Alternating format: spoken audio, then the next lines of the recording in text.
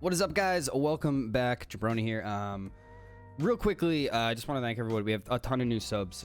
We've like doubled in subs on the channel in the past 2 weeks, and I really appreciate it. If you guys don't know me, I'm Jabroni, the coach of Ghost Gaming PUBG.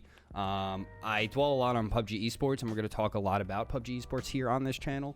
So if you guys have recently subscribed for the guides or anything like that, just be aware of that. That is the main topic point. That being said, it's a big day. Yes, it is. Yesterday was. Yesterday, PUBG posted the early look at 2020 PUBG Esports.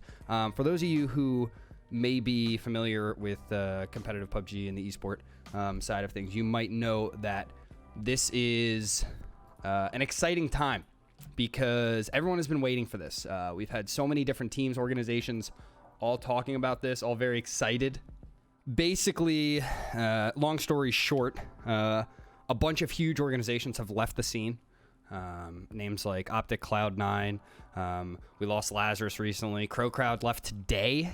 That was recently announced like 30 minutes ago. So a lot of teams are on the out. And of course, that's not what you want. You know, you want the big organizations to be a part of it. And 2019, I thought, was a pretty good year in the course of development of the esport. I think there's a lot of stuff that needs to be done still. Obviously, viewership was not that good. But in my opinion, NPL, PEL, I think the core of PUBG Esports was in a pretty good place moving forward. And I think they have an opportunity to kind of build off of that a little bit. I think a couple of the events were absolutely fucking massive. For those of you who don't know or didn't get to watch, the PUBG Nations Cup, Face It in the spring, the PUBG Global Championship, all of these events were fucking massive. I apologize for cursing. I'm going to try not to do that. And I'm really excited about those things. And I was, after every single one of these events, everyone was kind of feeling a high. Like, wow, dude, our game bangs. Like it absolutely kills it as a spectator LAN environment. And I think it's been really, really cool. You know, Face It as the perfect example. The 4 a.m. Captain Grenade. That is the #1 clip on the Face It Twitch channel. They've had one PUBG event on there, literally. I don't count the weeklies. It's like years and years of Counter-Strike, and the #1 clip is a PUBG moment. And I think that was really telling in the potential of this esport and, you know, where it could go. But let's just get back at this now that I've, you know, given you the basis. Everyone's waiting for the announcement. Orgs are worried. They're leaving. Teams are getting dropped. So this is the post by PUBG Esports 2020, PUBG Global Series at a glance. First of all, PUBG Esports is expanding and reloading for 2020 with the introduction of the PUBG Global Series. Now, so far, we're all on a positive, right? I have gone through this before, and let me tell you, it's going to be a doozy, boys. An early look at the PUBG 2020 Esports.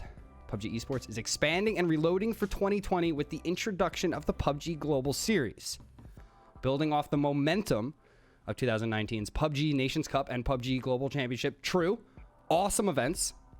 The PUBG Global Series looks to further grow our esports fandom and ecosystem with an improved competitive structure, increased revenue sharing with teams, and greater opportunities for third-party tournament organizers. This all sounds great. That is an opening paragraph where I'm sitting there and I'm like, let's go. It's happening. We're back, baby. It's going to be sick. I'm excited. And here it goes. After that, it's going to be an adventure. Now, there'll be 4 global events hosted by PUBG. Given the warm reception for the PUBG Global Championship 2019, we've decided to bring the format of the event to PGS and expand it to more global events. In essence, we are throwing 4 world-class PUBG Esports events with the same prestige as PGC 19. Just so we are all clear, full disclosure, I'm sitting here in my head and they're like, wow, this is crazy. We're going to have 4 of these events. Oh, wait a second. We had 4 of these events. That's the same thing. Hold on. There was Face It. There was GLL Grand Slam. Okay? There was the PUBG Nations Cup. There was that Asian Met tournament. And then there was the PUBG Global Championship. And you're sitting there, you're like, wait a second, that's actually 5. So that, I don't think that's growing anything. That's not changing anything. But that's okay. That's okay. You don't want too many of those events. Blah, blah, blah. But, you know, all right. So that's going to be the same. The 4 PGS events will be hosted in major cities around the world, just like they were this past year. In April, July, October, November. Pretty good dates. I'm assuming you qualify for November through the other 3, which makes sense. Each featuring 32 teams. That is bigger. That is a change. And larger prize pools supplemented with crowdfunding. That's what you want to see. And we're doing really good so far. It's a very positive announcement. I'm feeling pretty good. Crowdfunding, we're talking about all of the prize pools are going to be crowdfunding. That's awesome. The final event of 2020 is the PUBG Global Championship, with the first 3 events all serving as both major live events unto themselves and qualification tournaments for the PGC. So this is awesome. We're going to have crowdfunding at these 3 events. First one's in Berlin. They've announced that. There's going to be regional qualifiers. Then there's an event 2 and an event 3. And those give you a spot into the PUBG Global Championship next year for 2020. This is great. I love this. I think this is a great system. And I think this is something that, especially with crowdfunding going into these 3 events, you know, we won't have small prize pools here. There's going to be a huge prize pool. So we do have a lot of prize money potential, which is super good. In April 2020, the PUBG Global Series Berlin will be the first marquee event on the PUBG Esports calendar, with a qualification beginning in February for most regions. Okay, so January's off, boys. With the introduction of the PUBG Global Series, regional leagues such as NPL and PEL will transform into an open qualification system, feeding the region's teams into each PGS event. And that, boys and girls, is where the whole tide of this announcement changes. Now, NPL and PEL will transform into an open qualification system. So there will be no consistent pro league in each region. I wish this was more clear and they gave other, so I could be sure, because they only used NPL and PEL as examples here. I'm interested in China and Korea and all of those things and how they will do it. But this is basically saying the LAN system is going to go away, and we're going to have open qualifications for these events. These qualifiers will feature both online and offline elements and will no longer require competitors to reside in a specific location. This is really good. The game's just not at the level to require teams to move. You know, if you look at NPL, at like, you know, the top end, the top 5 teams, they can all kind of make it work. But when you are, you know, those teams that are kind of teetering on contenders in NPL, it's really hard to handle moving out for a month, you know? So I think there is a world here that this is better for the future. More information on regional qualification will be shared at a later date. Finally, the top 4 teams from PGC 19 are automatically qualified for the Berlin PGS event, so the fight for the other 28 slots is already on. So that's cool. Good for them. I think that makes sense. I think those teams are good. Here's the timeline: April, July, October, November. Global Championship, once again, going to be really, really good. Now let's jump into it. Early look at revenue sharing. Accelerating the successful PGC item sales program from the 2019 PUBG Global Championship is also a core component of the PGS. After distributing more than $6 million US, awesome, in prize pool and crowdfunding to teams of the 2019 PGC, PUBG Corporation will create new in-game items for each PGS event to supplement prize pools and generate additional revenue for participating teams. To that end, fans can expect pick'em challenge type activities to return with a system that better supports all participating teams and maximizes in-game engagement. Okay. Red flag. Will create new in-game items for each PGS event.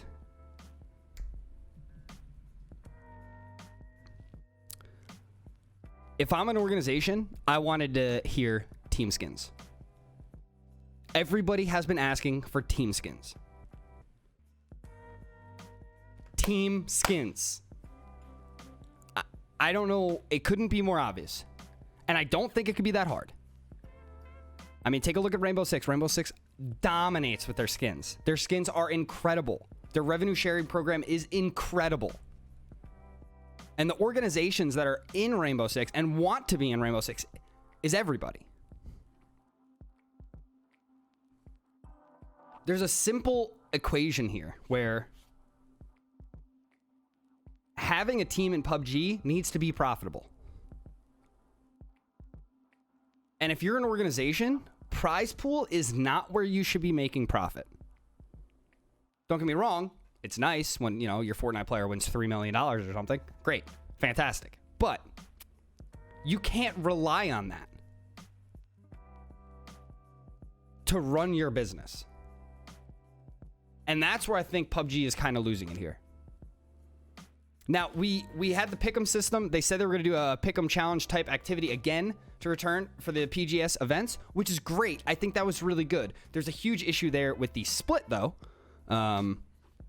where they kind of split the money, where, if I'm not mistaken, first place and those teams, the top 3 teams, are making nearly $1 million and over, and the teams at the bottom of the 32 teams. And by the way, this is qualifying for a global championship, okay? And having a revenue share in effect, and those teams are walking away with a couple $1,000,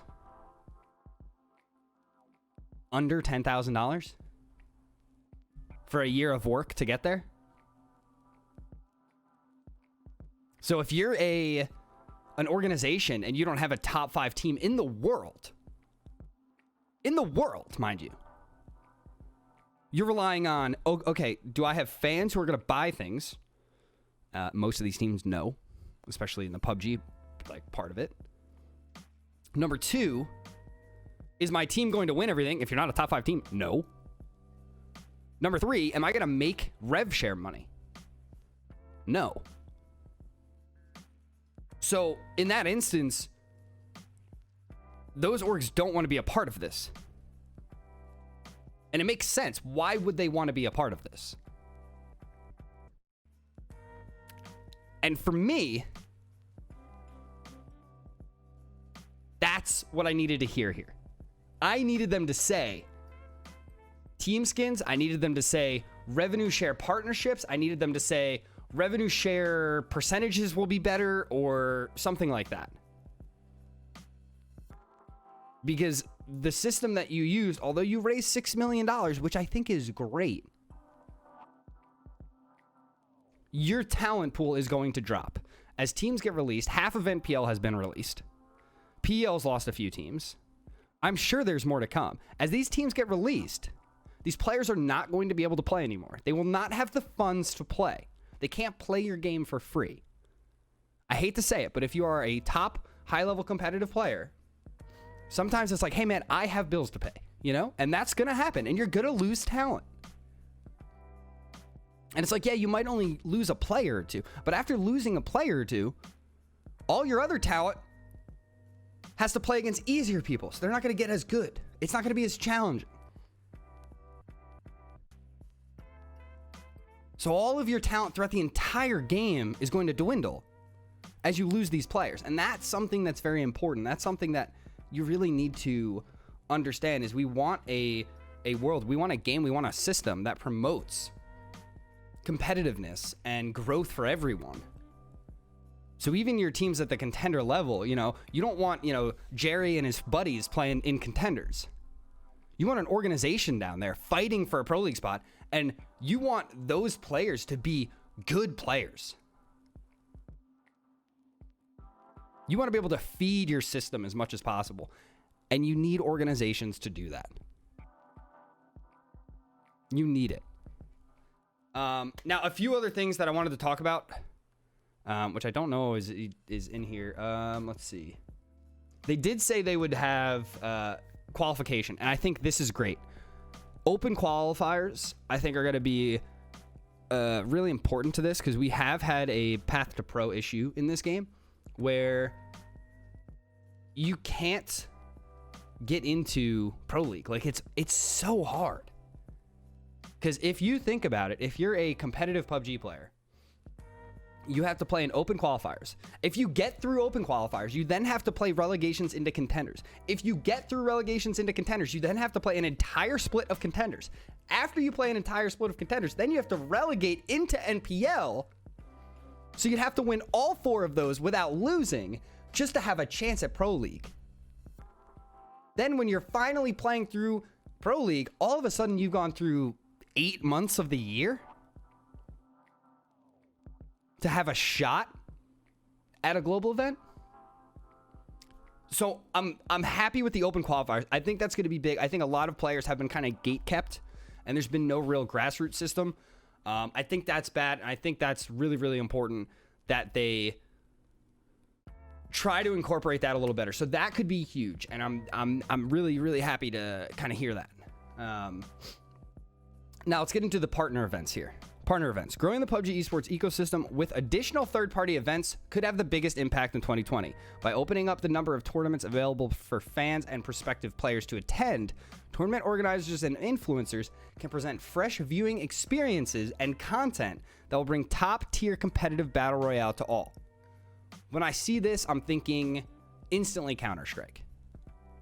Okay?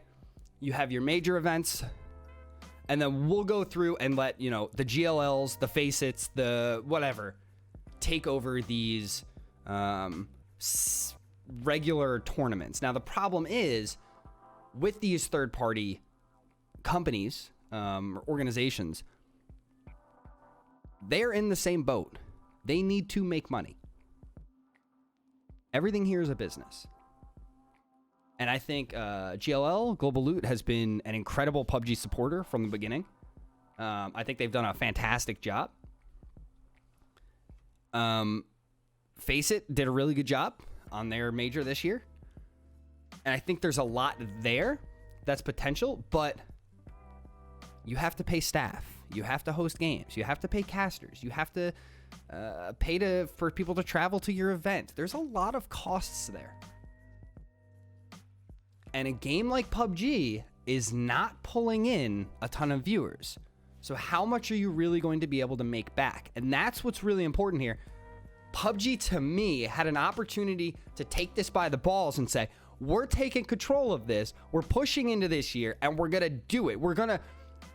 Year one was our trial. We're going to make all the rules the same. We're going to get in here. We're going to kill it. But instead, we got this. Okay, this is kind of harder than we thought. I'm going to back away for a second. You guys got it. GLL, help. Face it, come, rivals come back. That's where I see it right now. And I think that's tough to see. I think it is. There are plenty of additional details about the PUBG Global Series, including key dates, regional qualification information, and exciting announcements about partners, in-game items, and a few other surprises. I needed those surprises today. Stay tuned to all PUBG and PUBG Esports channels for updates. Yeah, I needed that, man. I needed the info. This was, to me, a make or break announcement. And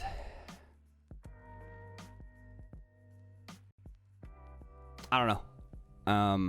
I don't mean to be like super negative about it, but I don't see how this is a positive for any team or organization, especially the organizations. I don't see how this is a positive. I think Pro League was a step in the right direction, in my opinion. And I think they needed to maybe dumb that down a little bit. But I think Pro League was the right steps. I really do. And I think there was a world there. Pull Latin America and Oceania into North America. Strengthen North America. Cut the games in PEL. Cut the costs as much as you possibly can. And I think that would have been fine. But I think playing in a Pro League environment was good for this game. And I think kind of just giving up on it after a year is tough. This is not the 5-year plan that I think I saw. Or at least not the one I imagined. Guys, I'm super interested to know what you think. Sorry, I kind of rambled on here. I didn't write a script or anything for this. I just kind of went in and just kind of said how I feel about it.